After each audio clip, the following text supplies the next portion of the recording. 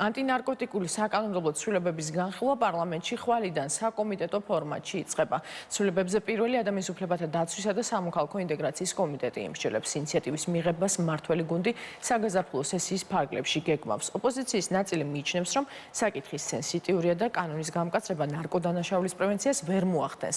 ინიციატივის ავტორების განმარტებით კი მცირე რაოდენობის ნარკოტიკის გაყიდვის შემთხვევაში ცისხლის სამართლებრივი პასუხისგებლობა მნიშვნელოვნად გაიზრდება.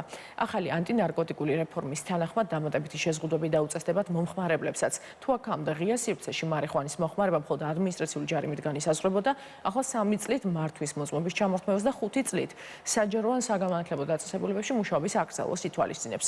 მმართველ გუნდში აცხადებენ, რომ ცვლილებების მიზეზი ლიბერალური ნარკოპოლიტიკის შედეგად წარმოშობილი პრობლემების აღმოფხვრა.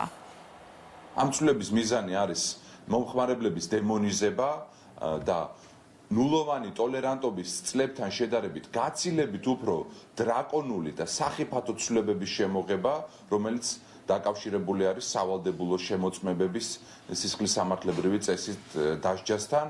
საქართველოში ნარკოპოლიტიკა არის უმძიმეს მდგომარეობაში ქართული ოცნების დამსახურებით. ჩვენ ვხედავთ, რომ საქართველო არის პრობლემური მოხმარების თვალსაზრისით ერთ-ერთი პირველი ქვეყანა რეგიონში. ხდება მეტი ინვესტიცია ამ სფეროში განათლებაში, ზიანის შემცირებაში, იმისათვის, რომ ეს პრობლემა საბოლოოდ მოგვარდეს და ჩვენ ევროპული ტიპის ნარკოპოლიტიკა გქონდეს და არა რუსული ტიპის ნარკოპოლიტიკა. ერთია კანონი, მეორე არის მისი აღსრულება.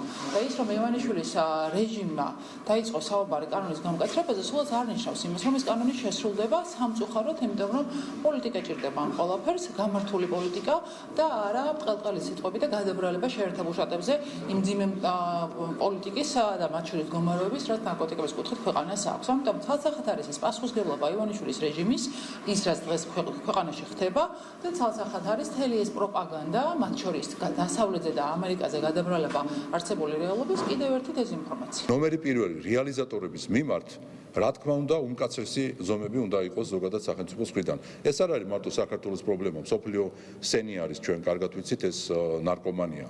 და მეორეც, რა თქმა უნდა, მომხმარებლების მიმართ გასაგებია, რომ არ არის კაცრი მიდგომა და პატიმრობა და ასე შემდგომ, მაგრამ გარკვეული შეზღუდვები მათაც უნდა კონდეთ, იმიტომ რომ უნდა სურვილი გაუჩნდეს მომხმარებელს, რომ ამ სენს დააღწიოს თავი. და ამაში მას დაეხმარება შესაბამისი რეაბილიტაციის ცენტრებია და ასე შემდგომ. მაგრამ თუ სურვილი არ იქნება, ბუნებრივია ამას ვერც სახელმწიფო და ვერც ოჯახის წევრი ვერაფერს ვერ დაეხმარება. ამიტომაც ეს შეზღუდვები წესდება. ერთი რამე მაინც თუ არსებობს ისეთი ბუნებაში, სადაც კოლექტიური ნაცმოძრაობის წარმომადგენლები რამეზე იტყვიან, საქვეყნო საქმეზე იტყვიან, რომ დიახ, ეს სწორია და გასაკეთებელია. ამ ადამიანებს არავით არის საქვეყნო და არავით არის მომავალზე ორიენტირებული, არა ინტერესებს პირიქით ეზიზღება და ყველაფერს აკეთებენ, რომ ასეთ რეფორმებს და ასეთ ცისფლებს ხელი შეუშალონ.